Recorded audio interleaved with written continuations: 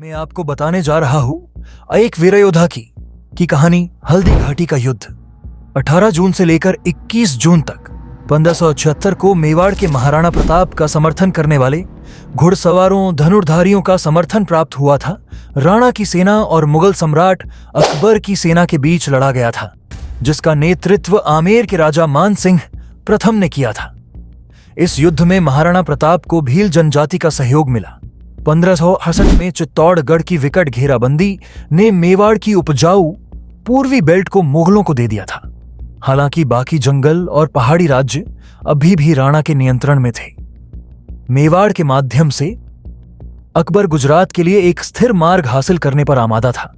जब 1578 में प्रताप सिंह को राजा राणा का ताज पहनाया गया, तो अकबर ने कई दूतों को भेजा, जो महाराणा प्रताप को इस क्षेत्र के कई अन्य राजपूत नेताओं की तरह एक जागीरदार बना दिया। जब महाराणा प्रताप ने अकबर को व्यक्तिगत रूप से प्रस्तुत करने से इनकार कर दिया, तो युद्ध अपरिहार्य हो गया।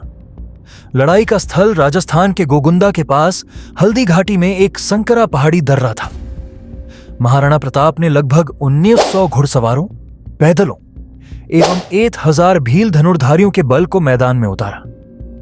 मुगलों का नेतृत्व आमेर के राजा मान सिंह ने किया था, जिन्होंने लगभग 5000 योद्धाओं की सेना की कमान संभाली थी। 3 घंटे से अधिक समय तक चले भयंकर युद्ध के बाद महाराणा प्रताप ने खुद को जख्मी पाया, जबकि उनके कुछ लोगों ने उन्हें समय दिया।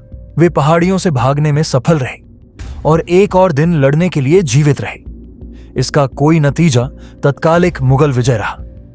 मुगल गोगुंदा और आसपास के क्षेत्रों पर कब्जा करने में सफल रहे। हालांकि अल्पकाल के लिए सन 1572 में जैसे ही साम्राज्य का ध्यान कहीं और स्थानांतरित हुआ, महाराणा प्रताप और उनकी सेना बाहर आ गई और अपने प्रभुत्व के पश्चिमी क्षेत्रों को हटा लिया।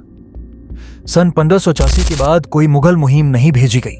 दोनों सेनाओं के बीच असमानता के कारण राणा ने मुगलों पर एक पूर्ण ललाट हमला करने का विकल्प चुना, जिससे उनके बहुत से लोग मारे गए। हताश प्रभारी ने शुरू में लाभांश का भुगतान किया।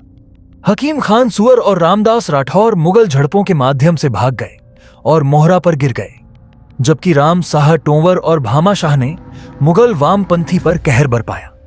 जो भागने के लिए मजबूर थे, उन्होंने अपने दक्षिण पंथियों की शरण ली, जिस पर बिदा झल्ला का भी भारी दबाव था।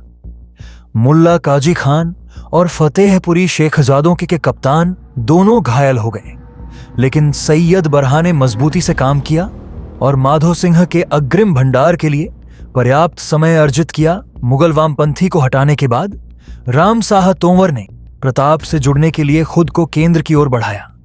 वह जगन्नाथ कछवा द्वारा मारे जाने तक वह प्रताप को सफलतापूर्वक बचाए रखने में सक्षम थे। जल्द ही मुगल वैन, जो बुरी तरह से दबाया जा रहा था, माधो सिंह के आगमन से उभर गया था, जो वामपंथी दलों के तत्वों ने बरामद की थी, और सामने से सैयद हाशिम के झड़पों के अवशेष थे। इस बीच दोनों केंद्र आपस में भिड़ गए थे और मेवाड़ी प्रभारी की गति बढ़ने के कारण लड़ाई और अधिक पारंपरिक हो गई थी। राणा सीधे तौर पर मान सिंह से मिलने में असमर्थ थे और उन्हें माधो सिंह कछवाह के खिलाफ खड़ा किया गया था। दोड़िया कबीले के नेता भीम सिंह ने मुगल हाथी पर चढ़ने की कोशिश की, परंतु अपनी जान गंवा बैठे।